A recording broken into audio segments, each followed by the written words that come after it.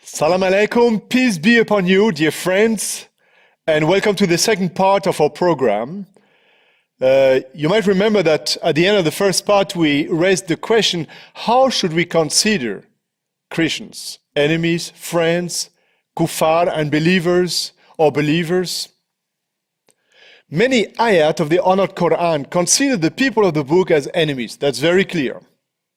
In the same time, some express a deep sympathy for those among the people of the book who faithfully follow the teaching and the example of Al-Masih Isa ibn Maryam, peace be upon him. I'm reading here from Al-Ma'idah, this is Surah number 5, verse 82. Certainly you will find the most violent of people in enmity for those who believe to be the Jews and those who are polytheists. And you will certainly find the nearest in friendship to those who believe to be those who say, we are Christians. This is because there are priests and monks among them, and because they do not behave proudly. Here the honored Quran makes a clear distinction between enemies and friends.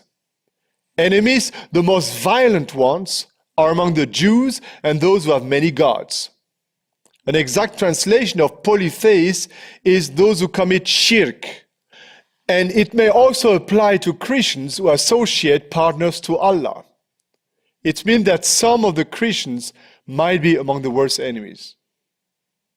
At the same time, the honored Quran mentions that the closest friends, those nearest in affection of Muslims, are among those who call themselves Christians. Close friends. Imagine what would happen if Muslims and Christians became close friends. Many wars, acts of terrorism would be avoided, and the world would surely be a better one. However, the text mentions two extremes, violent enmity and close friendship. It sounds as if it was very important to make a difference between both groups. Therefore, let's see if the honored Quran helps us further on this. Yes, it does. Surah Al-Imran, verse 113 and 114. They are not all the same. Among the people of the scriptures is a community standing in obedience, reciting the verses of Allah during periods of the night and prostrating in prayer. They believe in Allah and the last day, and they enjoy what is right and forbid what is wrong, and hasten to good deeds. And those are among the righteous. Here, the honored Quran speaks about a specific ummah, a group who is righteous. In Arabic it says salih, apt to enter paradise. These people recite the verses of Allah. Please notice that the Bible here is called verses from Allah. These Christians believe in Allah and the last day, and they enjoin what is right and forbid what is wrong, and hasten to do good deeds. So we have to make a big difference here. And history records that how, for example, Caliph Abu Bakr, the direct follower of Muhammad, peace be upon him, after the death of the Prophet in 632, dispatched a circular letter to the Arabian tribes as soon as he had fairly established his authority and government. The following is an extract. Remember that you are always in the presence of God, on the verge of death, in the assurance of judgment and the hope of paradise. Avoid injustice and oppression. Consult with your brethren and study to preserve the love and confidence of your troops. When you fight the battle of the Lord, let not your victory be stained with the blood of women and children. Destroy no palm trees, nor burn any fields of corn. Cut down no fruit trees, nor do any mischief to cattle, only such as you kill to eat. Now it comes. As you go on, you will find some religious persons who live retired in monasteries and propose to themselves to serve God that way. Now the admonition of Abu Bakr, let them alone and neither kill them nor burn their monastery. And Abu Bakr keeps on saying, you will find another sort of people that belong to the synagogue of Satan, who have shaven crowns, and be sure, cleave their skulls and give them no quarter till they either turn Mohammedan or pay tribute. It just happened that the religious person who lived retired in monastery were so-called Nestorian Christians, and the priests with shaven crowns were Catholics, while the Nestorians were hated and excommunicated by the church in Rome. The Muslims in Egypt protected them. For centuries, these Christians kept the true Sabbath as required by Allah in the Ten Commandments of the Torah. The same happened in the conquest of Pakistan, 1948. A Pakistan general went back into history and pulled out that same command and recited it to his troops in Pakistan to make a difference when they came to churches as to what they destroyed and what were places of appropriate refuge for the people they were fighting. Now listen. As the Muslims advanced, they were careful to recognize the difference between Christians caught in the system of idolatry, shirk, and those who are true believers. The question is, how can we identify the faithful followers of Al-Masih Isa ibn Maryam, peace be upon him? From the earliest centuries, Christianity was divided between the dominating state religion and those who tried to remain faithful to the message of Al-Masih Isa ibn Maryam, peace be upon him, in its purity. The foundation of most movements was, first, the study of the biblical manuscript as only source of revelation. Second, the belief in salvation of sinful men through the grace of God, rahmatullah, and not by money given to the church. Third, the keeping of the Ten Commandments, and especially the observance of the Saturday Sabbath of the fourth commandment. And last, the rejection of the union of the church with political power. No need to say that these faithful Christians were continuously oppressed by the official church. Here a quotation from an historian saying, "It was the policy of Rome to obliterate every trace of dissent from her doctrines of decrees. Everything heretical, whether persons or writings, she sought to destroy. Expressions of doubt or questions how to the authority of papal dogmas were enough to forfeit the life of rich or poor, high or low."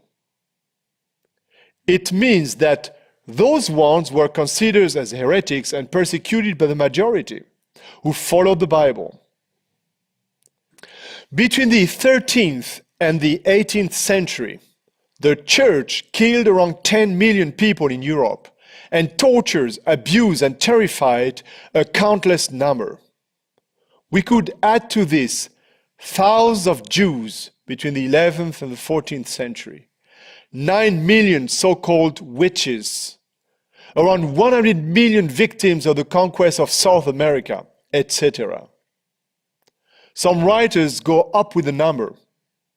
It has been estimated by careful and credible historians that more than 50 millions of the human family has been slaughtered for the crime of heresy by popish persecutor. An average of more than 40,000 religious murders for every year of the existence of the Catholic Church. It's remarkable, however, that in all centuries, wherever Christians were persecuted for any reason, Muslims would always provide refuge for them.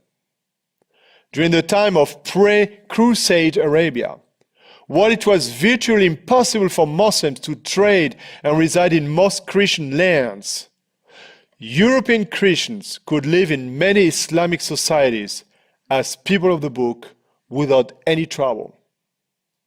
In the time of the Emperor Leo from Byzantium, the Islamic-ruled countries gladly granted refuge to Jews and Christians. This also happened with the Nestorians in 910. At that time, the city of Baghdad counted 40,000 or maybe 50,000 of them.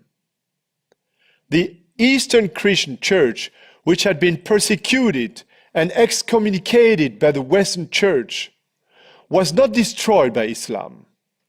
The first physicians in the Muslim centers of medical learning and treatment were Nestorian medical missionaries. Those Christian refugees were welcome, as a respected Islamic scholar writes. When the Arab Christians were considered heretics by the Church of Rome and persecuted by the Byzantine Empire, they took refuge in the desert. Both Jews and Christian immigrants to the desert found a ready welcome among those Arabs who upheld the Abrahamic tradition, the traditions of Ibrahim. Together, they consolidated that tradition in Arabia.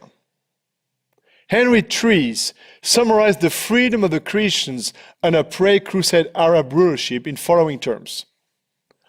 Under the liberal and tolerant Muslim regime, most Christians of the lost Eastern Empire became indifferent to the claims of the weakened Emperor of Constantinople.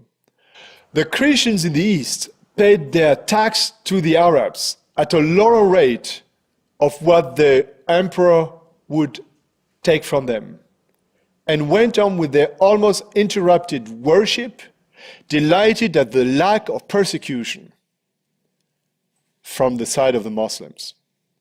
As for the heretics among the Christians, their hearts rejoiced at the domination of the Arabs.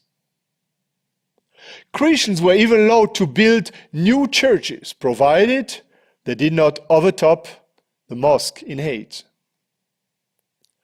Talking about the Ottoman Empire, the historian Stavrianos says, "The Ottoman Empire was unique for its unequal degree of religious tolerance.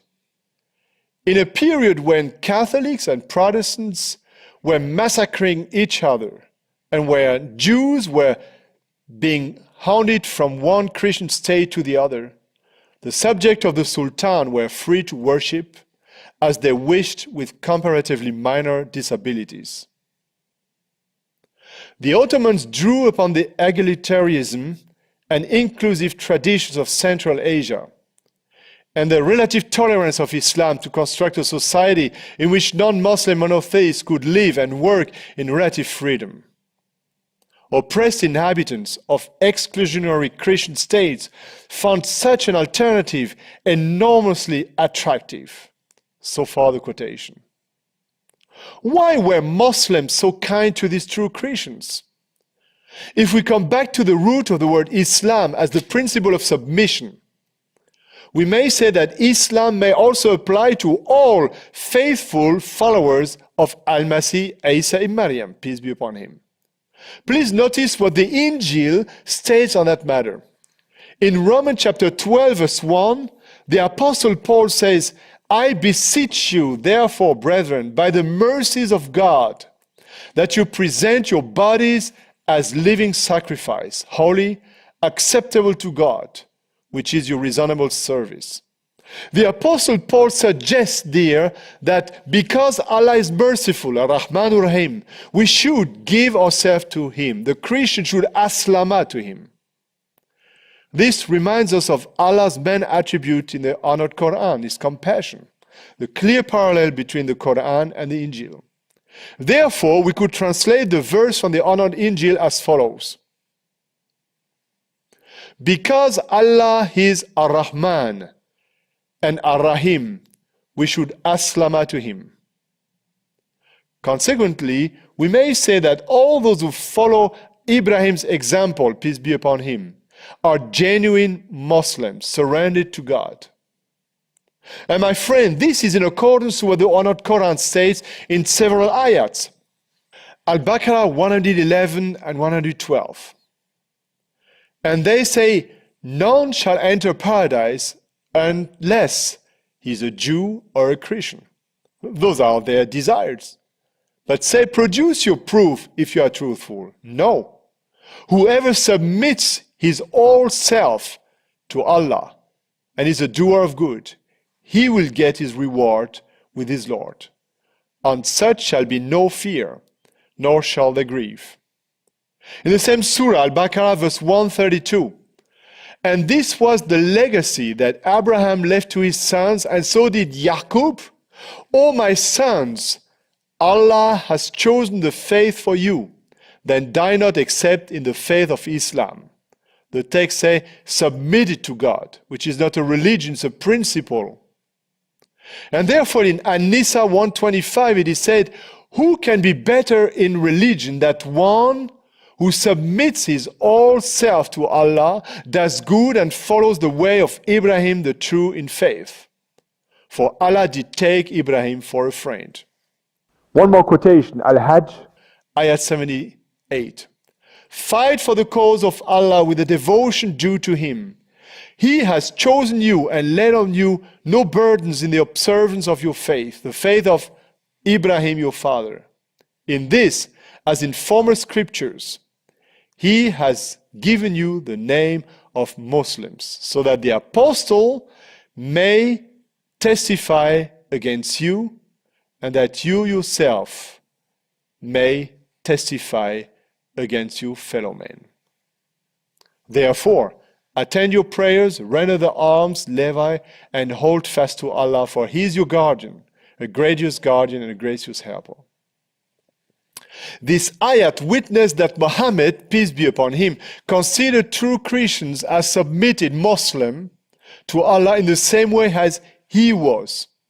He who preached the one and only God Allah and fought against the pagan gods showed deep sympathy and respect for these true Christians. Some example.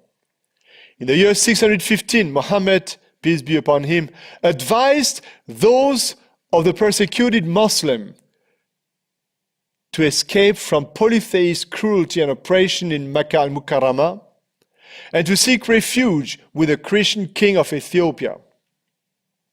In 630, Muhammad alayhi salam allowed Christians from Aba as-Saud to celebrate Easter in the mosque of Al-Madinah al-Munawwara. Muhammad, peace be upon him, even spread out his coat so that the Christians of Aba as-Saud who came to visit him could sit on him. Whenever Christians were persecuted for any reason, Muhammad, peace be upon him, would always gladly provide refuge for them. My friends, listen to this amazing quotation by the famous scholar Sayyid Amir Ali, who states in a very provocative way, there is no difference between true Islam and true Christianity. Many Muslims have tried to make acquaintance with genuine Christians. They have understood what Christians really should be. They search the sacred scriptures to get to know the people of the book better. The Honored Quran invites every believer to spend time with the Christians who live according to Allah's revelation. Let me quote again the Honored Quran from Surah Al-Ankabut 29:46. And only argue with the people of the book in the most courteous way, except with those who do wrong, and say, we believe in what has been revealed unto us and revealed unto you. Our God and your God is one, and unto Him we surrender. Surrender here in Arabic, Muslimuna. We are Muslims together, true Christians and followers of Muhammad. Another quote from Yunus 10:94. And if you are uncertain concerning what we have revealed to you, then ask those who have been reading the book that was before you. The truth comes from your Lord, therefore do not doubt it.